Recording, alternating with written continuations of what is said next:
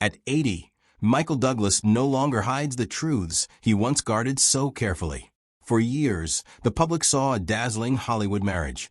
But behind the practiced smiles and cautious words, Michael endured struggles that few could imagine. Today, he opens up about the pain, fear, and emotional toll of loving Catherine Zeta-Jones while the world treated them like royalty. The reality he shares raises a question no one expected. How much suffering can remain invisible in a marriage everyone believed was perfect? Michael never forgot how it all began. He has often said that 1998 changed his life, long before anyone could foresee the shadows that would take hold of his marriage.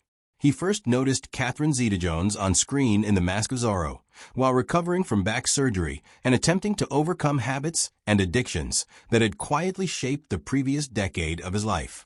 At 54, he was entering the later stages of midlife, successful certainly, but also bruised by divorce, tabloid scandals, and the relentless pressure of being Kirk Douglas's son. He understood achievement, yet peace eluded him. Seeing Catherine on that screen shifted something deep within him. At 29, she was luminous, sharp, and brimming with potential. She represented everything he feared he could no longer be. Later that year, at the Deauville Film Festival in France, he met her in person. Entering the room with a mix of charm and vulnerability, he tried to impress her, hiding his apprehension behind bravado. "I will be the father of your children," he said, a line intended to be playful, memorable, unforgettable. Catherine, however, responded in none of those ways. She politely but firmly dismissed him, leaving Michael stung with humiliation he hadn't felt in years. To him, it was the first crack in the story he hoped would be flawless, a reminder that she was not a woman to be swayed by status or confidence alone. Yet surrender was never his way, especially when someone touched him so profoundly. When Catherine departed to film Entrapment in Scotland, he sent roses to her hotel. She kept the card attached to that bouquet for more than 20 years, a quiet emblem of a turning point. It was the moment she began seeing him not as a Hollywood stereotype, but as a man striving to start anew. By December 1999, they were engaged. 8 months later, their son Dylan was born, and in November 2000, they exchanged vows at New York's Plaza Hotel, surrounded by stars like Tom Hanks, Steven Spielberg, and Anthony Hopkins. Catherine wore a David Emanuel gown, and their baby son walked down the aisle. To the world, it was glamour, destiny, perfection. Beneath the glitter, however, Michael sensed shadows forming at the edges. Catherine's career soared. In 2003, she won an Oscar while pregnant with their daughter Karis, climbing to new heights of fame. Michael, older and increasingly conscious of his limits, felt pride mixed with quiet apprehension.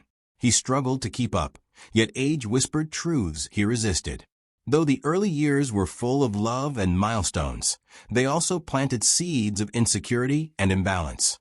Michael would later admit that even in the happiest moments, he felt the weight of a future he might not outrun, a future where he could grow too old, too weary, too fragile for the woman he adored. By 2010, the cracks in their marriage were no longer hidden. For years, Michael had tried to match Catherine's energy, youth, and unstoppable career. She was 41 at the height of her fame. He was 66, carrying decades of stress, surgeries, and the physical toll of aging. He worked to appear unshakable, yet the gap between them widened. Then everything changed. A doctor quietly diagnosed him with stage 4 throat cancer. The news hit like a hammer. Overnight, Michael went from a man in control to someone uncertain if he would survive the next month, let alone the next decade. His first thought, he admitted later, was not death itself, but leaving his children fatherless and forcing Catherine to bear the burden of their lives alone. Illness, however, spared no mercy. The tumor at the base of his tongue made every bite painful, speaking difficult, and even breathing a struggle. Chemotherapy and radiation were as punishing as the diagnosis. For Catherine, the reality was terrifying. Suddenly, the 25-year age difference tabloids had ridiculed became undeniable. She watched the strong man she married diminish into someone fragile, exhausted, and sometimes incoherent. She slept beside him in chairs, held his hand through waves of nausea, and tried to stay composed even as she felt herself breaking. There was no room for her own collapse, not while he fought for his life, not with cameras documenting their every move. Hollywood lauded her as the devoted wife who never left his side, but no one witnessed the nights she wept quietly in the bathroom, concealing her fear and guilt. He needed her, and she gave everything she had, but the emotional toll was immense. When Michael entered remission in early 2011, the world celebrated. Yet Catherine collapsed under the release weight. Months of tension, anxiety, and suppressed emotion caught up with her. In spring 2011, she began treatment for bipolar II disorder, revealing a truth she had long denied. Michael, recovering physically, confronted a painful reality. His illness had taken pieces of Catherine she might never reclaim. While the public saw a miracle, privately, their marriage bent under trauma, sacrifice, and unspoken fear that neither would ever be the same. By 2012, the illusion of stability had vanished. Catherine sought treatment for bipolar II disorder, drained from months of being Michael's emotional anchor during his cancer fight. Their household had revolved around survival, not joy. Michael, meanwhile, struggled to rebuild confidence, not just as a man or actor, but as a husband worried he had inflicted too much pain on her. They were both healing, but separately. Like two people on opposite sides of a fractured bridge, they carried wounds the other could no longer reach. The age gap, once tabloid fodder, became a tangible reality. Catherine, still ambitious in her early 40s, and Michael, slowing physically in his late 60s. By 2013, the emotional distance had widened into a quiet, cold space neither could bridge. In August, after nearly 13 years together, they separated. No shouting, no dramatic confrontations, just two exhausted people facing a truth long ignored. Catherine left with the children to reclaim pieces of herself lost in years of caregiving, while Michael returned to New York alone, revisiting the Deauville Film Festival, where their story had begun. Observers noted how much older and thinner he appeared, as if revisiting that memory highlighted his fall from the man he once was. In interviews, he avoided blame, saying, "We're working things out," opting for diplomacy. Friends knew he grieved a loss, without closure, the loss of hope. Catherine maintained her composed public persona, walking red carpets and giving interviews. Yet privately she wrestled with guilt, exhaustion, and resentment. She had sacrificed her career and personal ambitions for years, and now separated. She struggled to reconcile love for him with the emotional damage she could no longer ignore. By early 2014, they returned to public events, careful, polite, fragile. Fans celebrated a reunion, yet insiders remained skeptical. Their return was motivated by children, nostalgia, and the desire to preserve the family, not by true healing. They moved back into the same home, but Michael admitted they were changed people, marked by illness, pressure, and emotional sacrifice.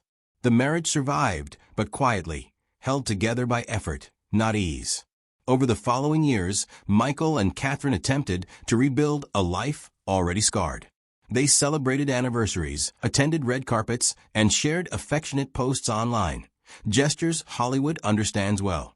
Yet the truth Michael revealed at 80 was far heavier than smiling photos suggested. Reconciliation did not erase the damage, it masked it. The marriage endured, but it no longer thrived. Michael aged rapidly after his cancer battle. By 2020, fans noticed he was slower, more withdrawn, more fragile. Catherine, still vibrant at 51, again stepped into the caretaker role, but without the urgency of crisis to justify the sacrifice. She yearned to travel, work, explore new projects, play golf, and enjoy the life she had envisioned for her 50s. Michael could not match her pace. He remained at home, consumed by worry and the fear of irrelevance. Sources say Catherine's frustration quietly grew over time. She had paused her career once, and now felt trapped between loyalty and resentment.